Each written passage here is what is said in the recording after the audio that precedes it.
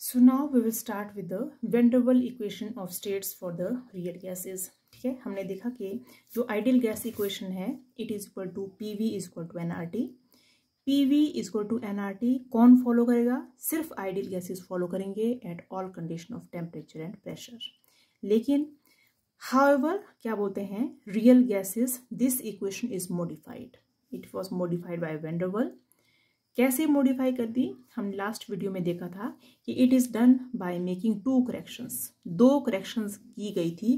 किसमें? In kinetic theory of gases. ठीक है, कौन कौन सी करेक्शंस थी वो? First correction is the correction in the volume. This is called as volume correction. And second correction is the correction for the forces of attraction. ठीक है, तो फर्स्ट हम देखेंगे what is the correction in the volume.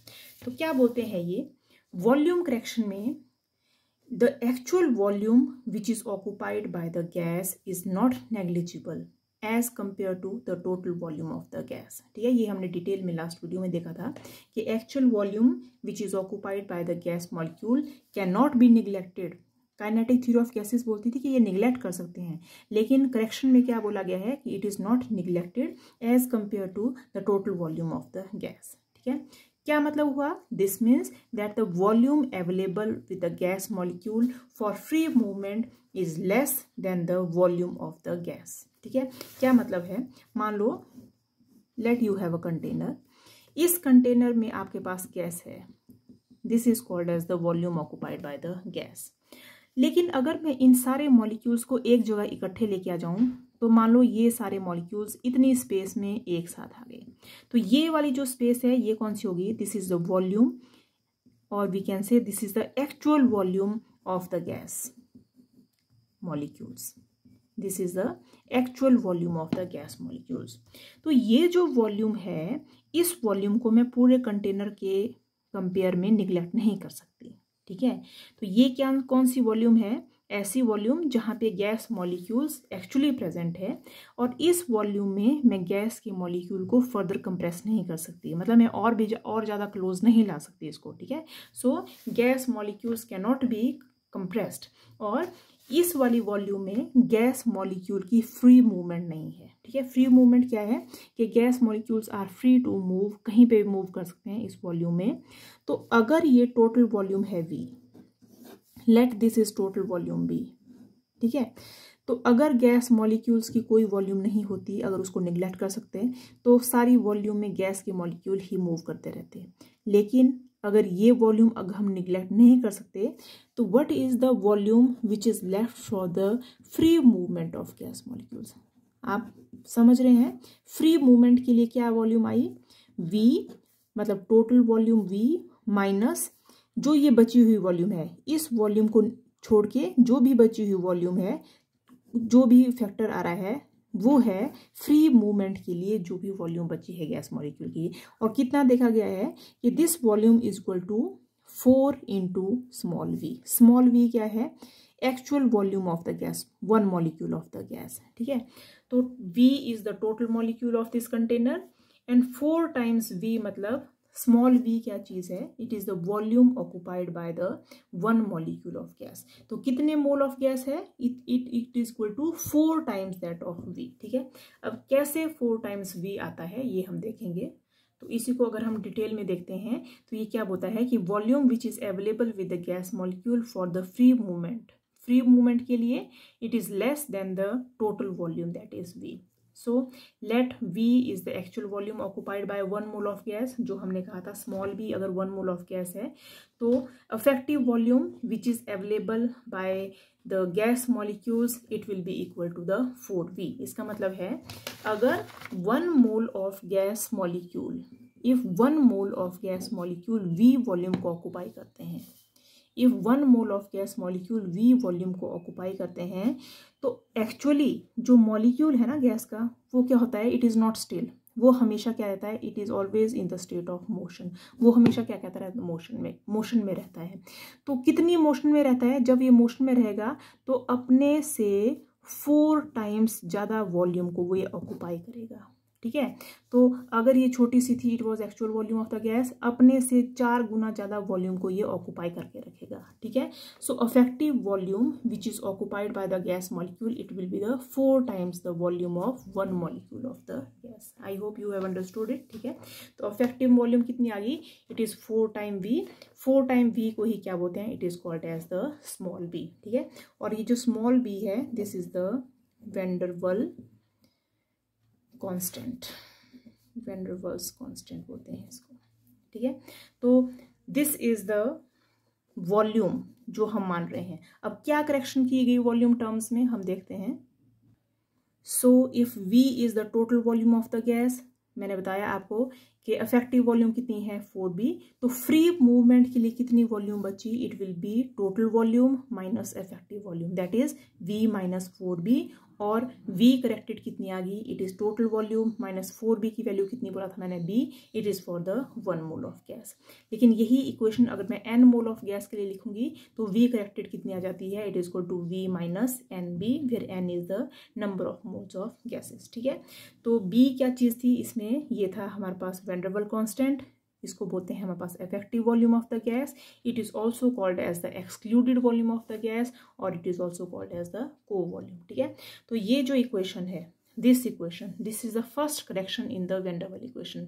जो PV is equal to nRT equation हमने लिखी थी, first equation हमने वॉल्यूम में की थी। तो हम बोलते थे कि वॉल्यूम, जो जितनी की पूरी वॉल्यूम है गैस के लिए, वो सारी की सारी फ्री मूवमेंट के लिए अवेलेबल है। लेकिन ऐसा नहीं है, सारी वॉल्यूम फ्री मूवमेंट के लिए नहीं है।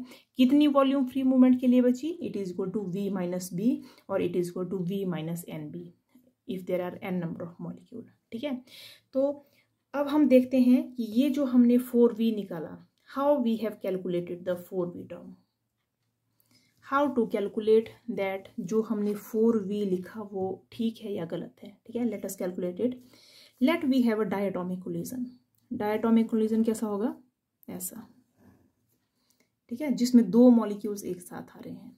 Let the radius of first molecule is R, let the radius of second molecule is also R. This is radius of first molecule, this is radius of second molecule. तो ये कब हो रहा है, ये कब आ रहे हैं आपस में नजदीक, जब इनके बीच में क्या हो रहा है, कोलिजन हो रहा है, ठीक है। तो जब भी हमने देखा था कि कोलिजन के टाइम में when molecules come close to each other, तो इनके बीच में जो सेंटर्स हैं, ये सेंटर और ये सेंटर, इन सेंटर के बीच में जो डिस्टेंस है, this is called as collision diameter sigma. क्या बोलते हैं इसको, कोलिजन डायमीटर सिग्मा, ठीक है। इतनी हमें चीजें पता है। तो अब अगर कोई 2 मॉलिक्यूल्स आपस में कोलाइड कर रहे हैं, हमें इनके लिए क्या निकालनी है, एक्सक्लूडेड वॉल्यूम। एक्सक्लूडेड वॉल्यूम क्या होती है, अभी हमने देखा था कि ये एक्सक्लूडेड वॉल्यूम है ऊपर, B is equal to excluded volume. Excluded volume का मतलब क्या है, वो वॉल्यूम जिस वॉल्यूम में कोई भी मॉलिक्यूल फ्री मूवमेंट नहीं कर सकता, that is called as the excluded volume. समझ आ गई। अगर आपके पास कोई गैस है, ऐसी वॉल्यूम उस गैस में जहां मॉलिक्यूल फ्री मूवमेंट नहीं कर सकता, that is called as the excluded volume. तो मान लो इस डायटोमिक कोलिजन में distance between the 2 molecule is equal to sigma, that is called as the collision diameter. अब मान लो हम कोई यहाँ पर एक सर्कल बनाते हैं, ऐसा सर्कल जिसका रेडियस क्या चीज है, कोलिजन डायमीटर उसका क्या है, रेडियस। सर्कल थोड़ा बड़ा बन गया, वैसे थोड़ा छोटा बनना था।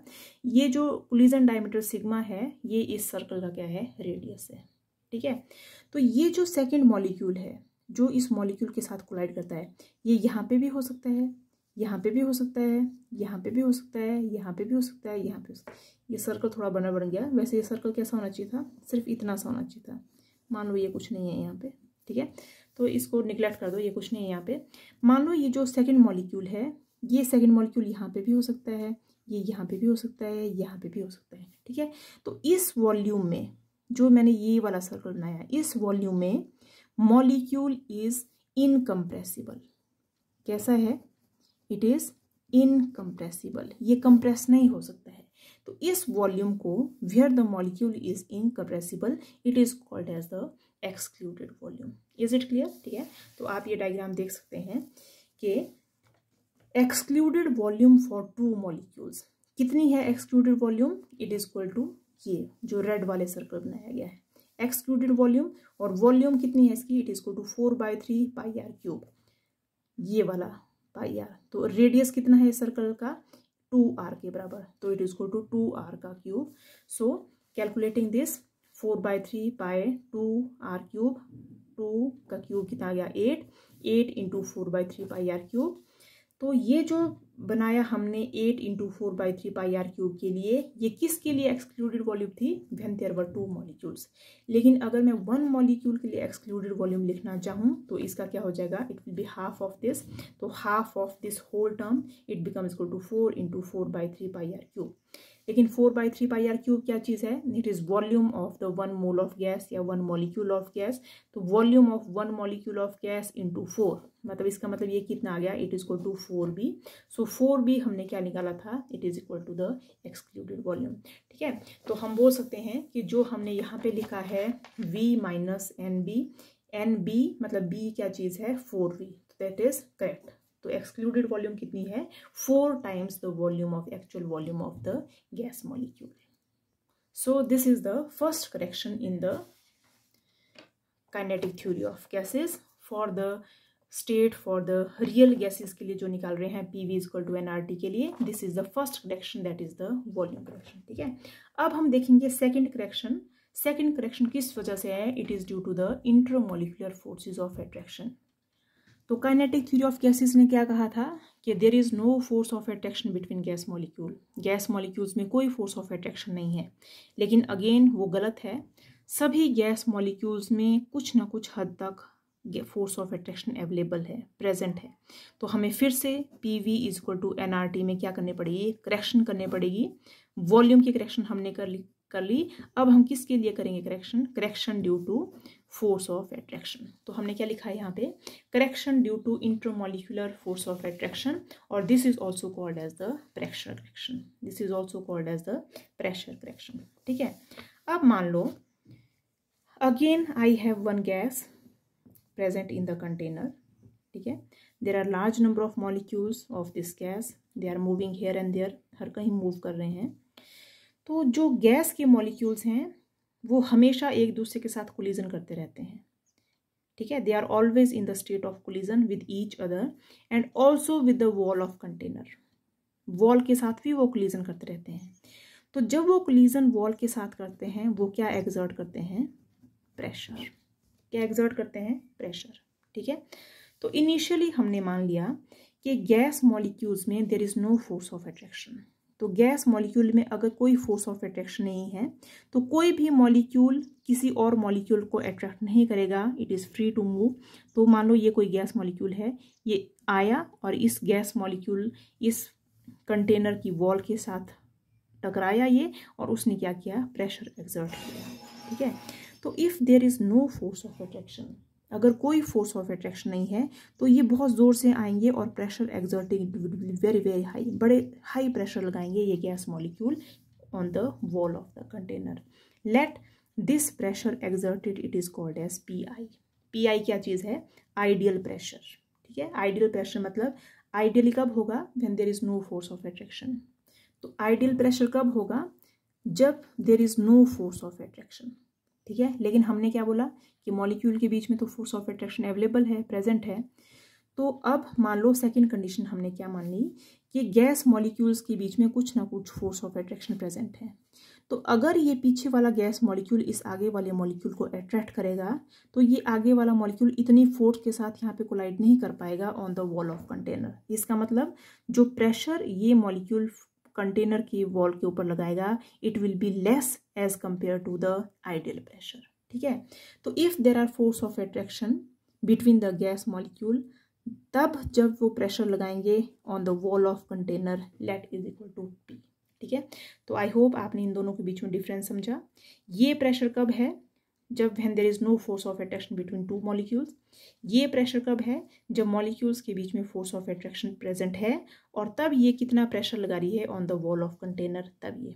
तो आपको पता है कि आप सोच सकते हैं कि PI की जो वैल्यू है it will be always greater than P आई, क्योंकि पी आई में कोई फोर्स ऑफ अट्रैक्शन नहीं है, कोई उसको पीछे की तरफ खींचने वाला नहीं है, पूरी जोर से ये वॉल के ऊपर लगेगा और ये ज़्यादा प्रेशर लगाएगा as compare to when there is force of attraction between the gas molecule. तो P is smaller than P I. ये जो P है ये इस पी आई से स्मॉल है। अगर मान लो मुझे इस P को पी आई के बराबर करना हो तो मुझे इस P में कुछ ना कुछ क्या करना पड़ेगा, ऐड करना पड़ेगा। और क्या ऐड किया मैंने, I have added the pressure correction. What I have added, I have added the pressure correction term. तो यही सबसे इंपॉर्टेंट इक्वेशन है, that ideal pressure which would be exerted is equal to sum of the, ये क्या चीज है, this is the observed pressure. Observed pressure when there are forces of attraction between gas molecule plus the some pressure term which is a correction which has to add it to this pressure। समझ आ गई, ठीक है। तो अगर हम यहाँ पे देखते हैं कि the correction term P is added to the observed pressure P to make it equal to PI। so PI is equal to P plus P, ठीक है। PI is the ideal pressure, capital P is the observe pressure and small p is the correction term, ठीक है। लेकिन जो small p है, जो correction term है, it is directly proportional to number of molecules upon volume का square, दोनों का स्क्वायर। अगर प्रोपोर्शनलिटी कांस्टेंट हटा दें तो p is equal to a into N square upon V square. Putting this equation in this equation we get pi is equal to p plus a N square upon V square for the n mole of gas molecule. अगर 1 mole of gas के लिए निकालना हो तो it will be P I equal to P plus A upon V square, ठीक है। तो this is the second correction term that is called as the volume correction term. क्या बोलते हैं, sorry, it is called as the pressure correction term, ठीक है। तो अब मेरे पास देयर आर 2 करेक्शन टर्म्स, एक हमने प्रेशर करेक्शन टर्म निकाली और एक क्या निकाली, volume correction term. So correction in volume is equal to V minus N B, where B is called as the excluded volume, and correction in pressure is called as P plus A n square upon V square. Putting both these values in the ideal gas equation, PV is equal to nRT. P की जगह क्या आ जाएगा, P plus A n square upon V square. V की जगह क्या आ जाएगा, V minus NB is equal to nRT. If we have to write this equation for 1 mole of gases, n की value 1, so it is P plus A upon V square, V minus B is equal to NB. So this is called as the van der Waal equation of state for the real gases, ठीक है। where P is the pressure, V is the volume, R is the gas constant, T is the absolute temperature and A and B क्या चीज़ है, these are called as the van der Waal constants। क्या बोलते हैं इनको, van der Waal constants, ठीक है। तो हमें ये डिराइव करना था, it is very very important. This is called as the van der Waal equation of states for the real gases, van der Waal equation of states for the real gases. Next time में हम पढ़ेंगे about the van der Waal constant A and B, what are the significance of van der Waal constant and what are the units of A and B.